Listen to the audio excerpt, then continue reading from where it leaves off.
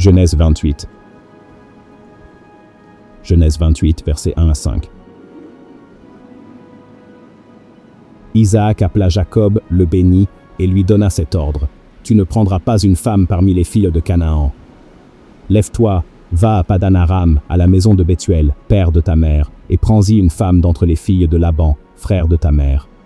Que le Dieu Tout-Puissant te bénisse, te rende fécond et te multiplie, afin que tu deviennes une multitude de peuples.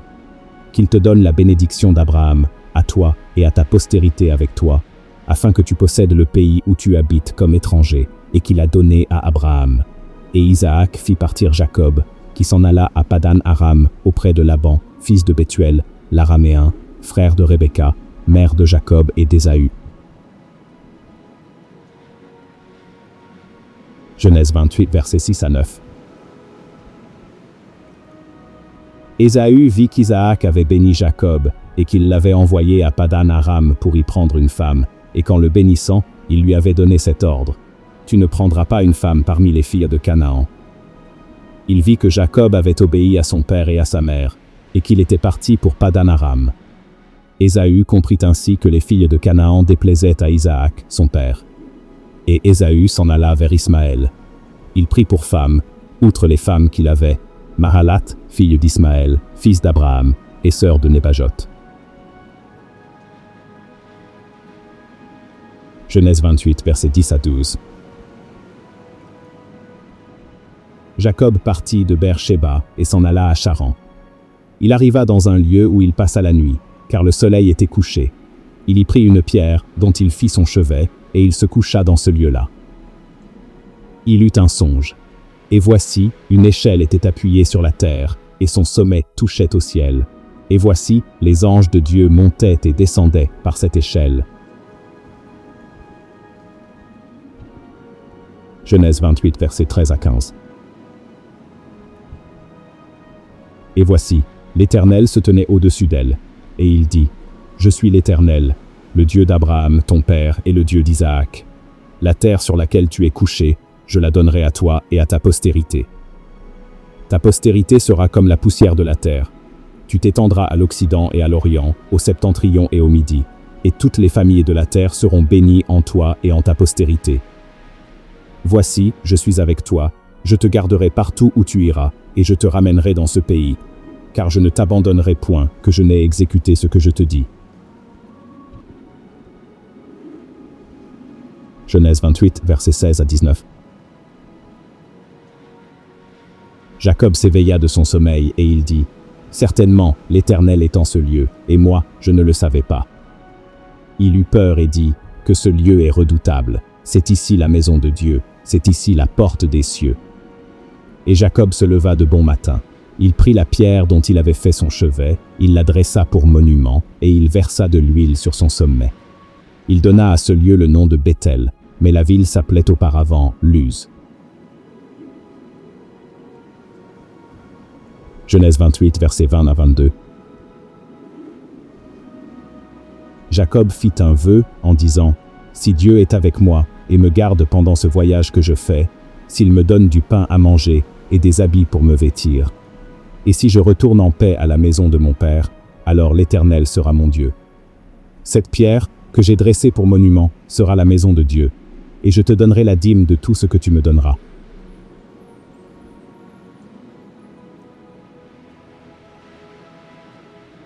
Genèse 29. Genèse 29, versets 1 à 3. Jacob se mit en marche et s'en alla au pays des fils de l'Orient. Il regarda. Et voici, il y avait un puits dans les champs. Et voici, il y avait à côté 3 troupeaux de brebis qui se reposaient, car c'était à ce puits qu'on abreuvait les troupeaux. Et la pierre sur l'ouverture du puits était grande. Tous les troupeaux se rassemblèrent là. On roulait la pierre de dessus l'ouverture du puits. On abreuvait les troupeaux, et l'on remettait la pierre à sa place sur l'ouverture du puits.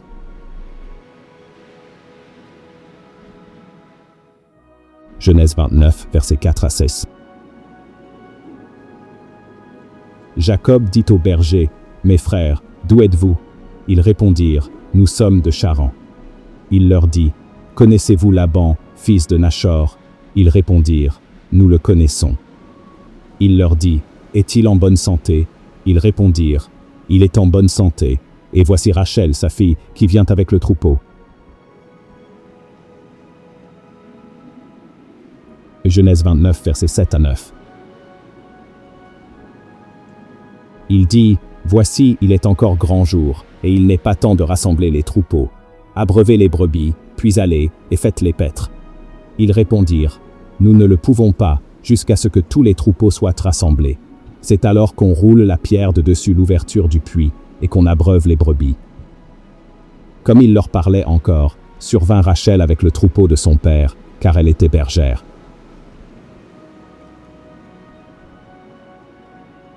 Genèse 29, versets 10 à 12. Lorsque Jacob vit Rachel, fille de Laban, frère de sa mère, et le troupeau de Laban, frère de sa mère, il s'approcha, roula la pierre de dessus l'ouverture du puits, et abreuva le troupeau de Laban, frère de sa mère. Et Jacob baisa Rachel, il éleva la voix et pleura. Jacob apprit à Rachel qu'il était parent de son père, qu'il était fils de Rebecca, et elle courut l'annoncer à son père. Genèse 29, versets 13 à 15. Dès que Laban eut entendu parler de Jacob, fils de sa sœur, il courut au-devant de lui. Il l'embrassa et le baisa, et il le fit venir dans sa maison. Jacob raconta à Laban toutes ces choses. Et Laban lui dit, « Certainement tu es mon os et ma chair. » Jacob demeura 1 mois chez Laban. Puis Laban dit à Jacob, « Parce que tu es mon parent, me serviras-tu pour rien? Dis-moi quel sera ton salaire. » Genèse 29, versets 16 à 20. Or, Laban avait 2 filles, l'aînée s'appelait Léa et la cadette Rachel. Léa avait les yeux délicats, mais Rachel était belle de taille et belle de figure. Jacob aimait Rachel et il dit, « Je te servirai 7 ans pour Rachel, ta fille cadette. » Et Laban dit, « J'aime mieux te la donner que de la donner à un autre homme. Reste chez moi. » Ainsi Jacob servit 7 années pour Rachel, et elles furent à ses yeux comme quelques jours, parce qu'il l'aimait. Genèse 29, versets 21 à 24.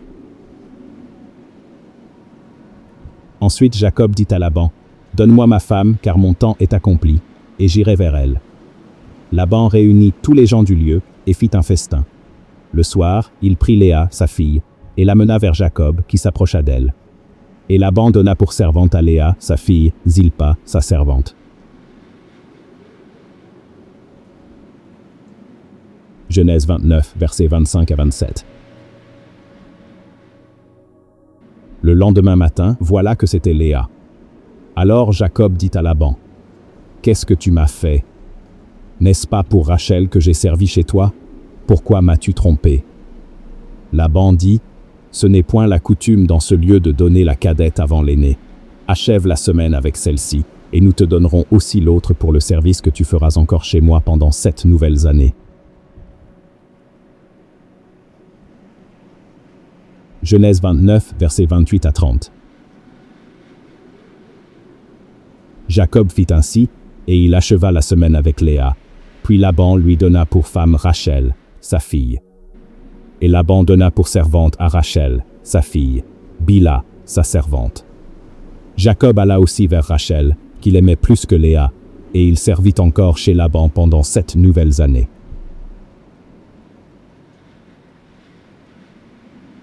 Genèse 29, versets 31 à 35. L'Éternel vit que Léa n'était pas aimée, et il la rendit féconde, tandis que Rachel était stérile.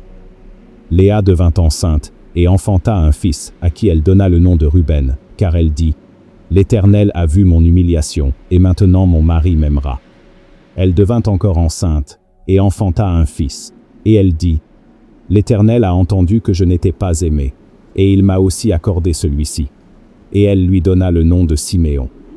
Elle devint encore enceinte, et enfanta un fils, et elle dit, « Pour cette fois, mon mari s'attachera à moi, car je lui ai enfanté 3 fils. » C'est pourquoi on lui donna le nom de Lévi. Elle devint encore enceinte, et enfanta un fils, et elle dit, « Cette fois, je louerai l'Éternel, C'est pourquoi elle lui donna le nom de Juda, et elle cessa d'enfanter.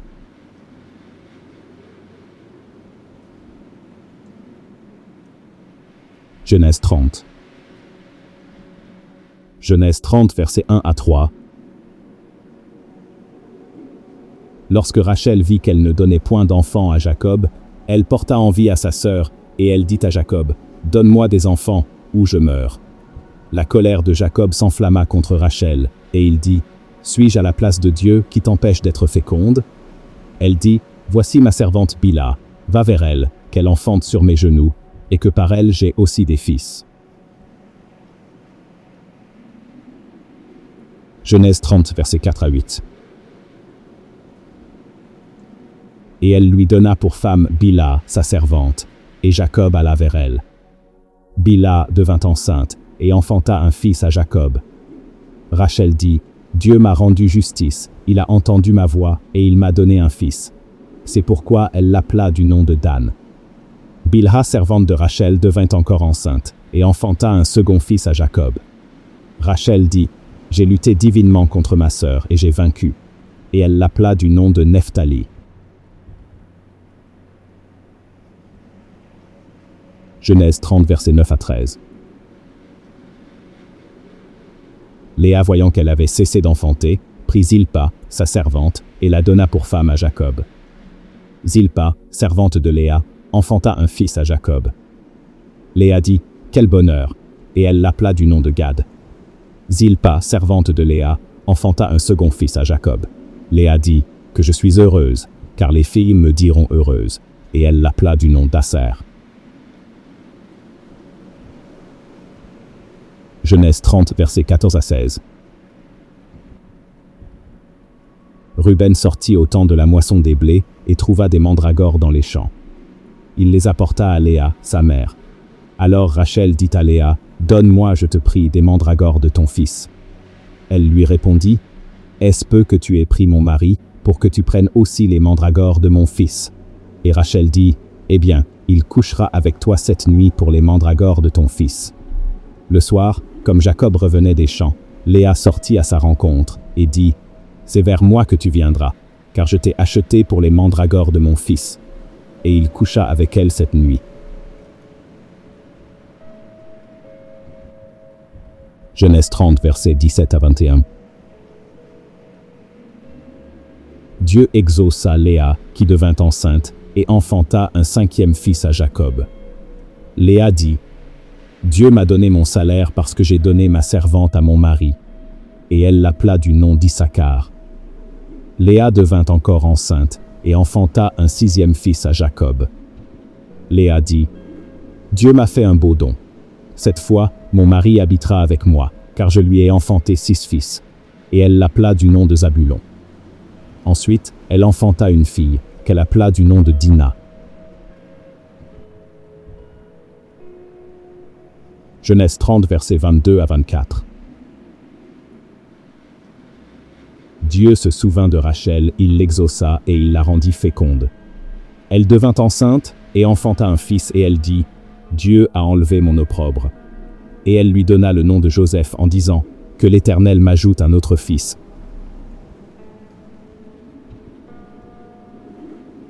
Genèse 30, versets 25 à 28. Lorsque Rachel eut enfanté Joseph, Jacob dit à Laban, « Laisse-moi partir pour que je m'en aille chez moi, dans mon pays. Donne-moi mes femmes et mes enfants, pour lesquels je t'ai servi, et je m'en irai, car tu sais quel service j'ai fait pour toi. » Laban lui dit, « Puissé-je trouver grâce à tes yeux? Je vois bien que l'Éternel m'a béni à cause de toi. Fixe-moi ton salaire, et je te le donnerai. »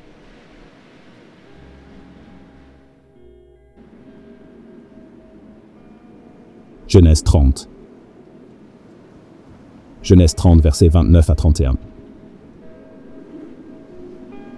Jacob lui dit, « Tu sais comment je t'ai servi, et ce qu'est devenu ton troupeau avec moi. Car le peu que tu avais avant moi s'est beaucoup accru, et l'Éternel t'a béni sur mes pas. Maintenant, quand travaillerai-je aussi pour ma maison? » Laban dit, « Que te donnerai-je? » Et Jacob répondit, « Tu ne me donneras rien. Si tu consens à ce que je vais te dire, je ferai paître encore ton troupeau, et je le garderai. »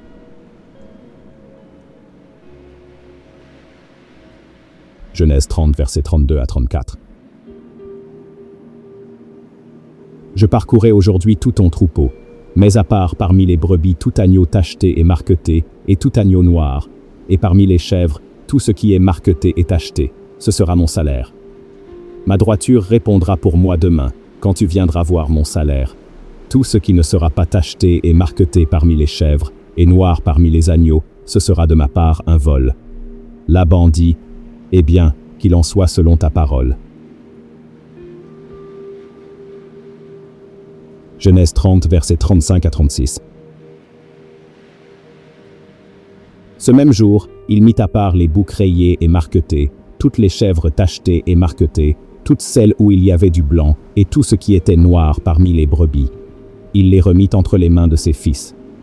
Puis il mit l'espace de 3 journées de chemin entre lui et Jacob fit paître le reste du troupeau de Laban. Genèse 30, versets 37 à 39. Jacob prit des branches vertes de peuplier, d'amandier et de platane. Il y pela des bandes blanches, mettant à nu le blanc qui était sur les branches. Puis il plaça les branches qu'il avait pelées dans les auges, dans les abreuvoirs, sous les yeux des brebis qui venèrent boire, pour qu'elles entrassent en chaleur en venant boire. Les brebis entraient en chaleur près des branches, et elles faisaient des petits rayés, tachetés et marquetés.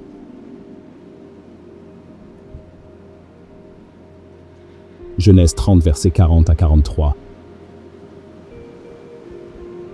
Jacob séparait les agneaux, et il mettait ensemble ce qui était rayé et tout ce qui était noir dans le troupeau de Laban. Il se fit ainsi des troupeaux à part, qu'il ne réunit point au troupeau de Laban. Toutes les fois que les brebis vigoureuses entraient en chaleur, Jacob plaçait les branches dans les auges, sous les yeux des brebis, pour qu'elles entrassent en chaleur près des branches. Quand les brebis étaient chétives, il ne les plaçait point, de sorte que les chétives étaient pour Laban et les vigoureuses pour Jacob. Cet homme devint de plus en plus riche. Il eut du menu bétail en abondance, des servantes et des serviteurs, des chameaux et des ânes.